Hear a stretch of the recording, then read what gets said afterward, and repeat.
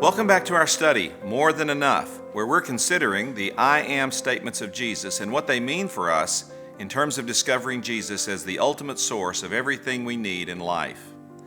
Today's study, we're going to consider what Jesus meant when he said, I am the door and I am the good shepherd. Now these are both, in the context of the passage in John chapter 10, agricultural metaphors.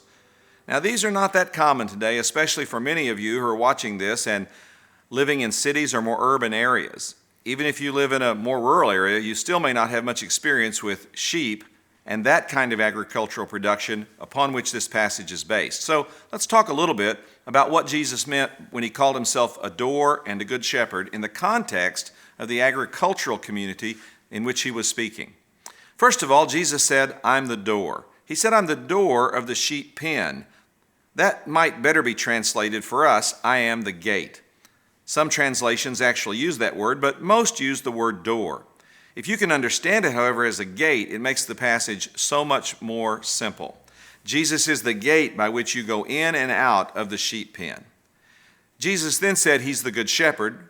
He meant by that he's the person who cares for the sheep, who makes provision for them, watches over them, and keeps them safe. So let's talk about both these statements, I am the door, or the gate, and I am the good shepherd. First of all, Jesus said, I am the door. He's underscoring there that he is the only means of salvation. He's the only way a person can come into the sheep pen, so to speak, of a relationship with God. Now that's a very significant claim in our culture. Jesus is the only way of salvation. There is no other way for a person to come into a right relationship with God.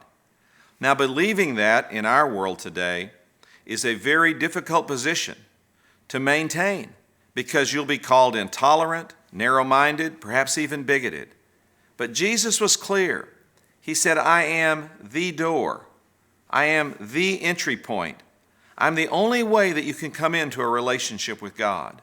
And so no matter how countercultural it may be to hold that position, it is our responsibility as Christians to understand the seriousness with which Jesus addressed this issue and the clarity with which he was speaking, and then for us to go out and hold these positions with similar seriousness, but also similar clarity. And so this passage establishes for us that Jesus Christ is the only means of salvation, the only way to have a relationship with God.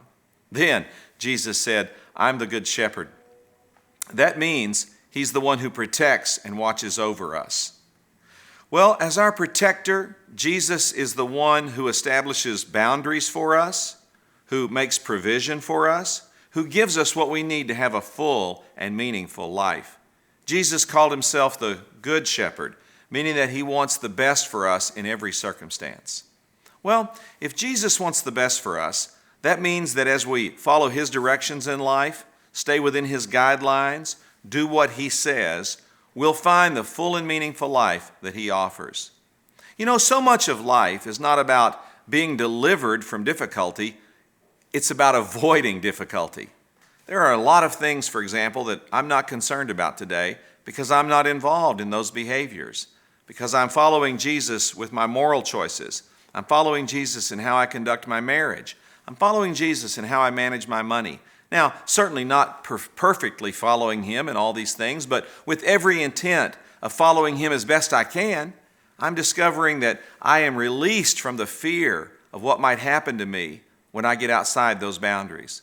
So it's a good thing to follow Jesus as the Good Shepherd, because when I do that, he protects me not from what I've done wrong and need to have corrected, but from what never goes wrong in the first place, as I stay inside his protective care and his protective direction. Well, these examples, door and shepherd, speak to us strongly of how to enter into and maintain a relationship with Jesus Christ and what the benefits are that come to us. Because Jesus is the door and the only means of salvation, we can avoid pursuing wrong sources of salvation like good works, our religious tradition, our faith in the reputation of other people. We don't have to do enough to gain salvation. We don't have to follow enough religious practices or rules to gain salvation. And we don't even have to connect ourselves to the right religious teachers or religious authorities to find a relationship with God. No, we can dismiss all of that and just rest in the fact that we know God through Jesus Christ, the doorway of salvation. And then we don't have to wonder how to live, how to be protected, how to have provision, how to find satisfaction. We can simply follow what Jesus Christ says as our good shepherd and know by that means we're going to find the life we long for.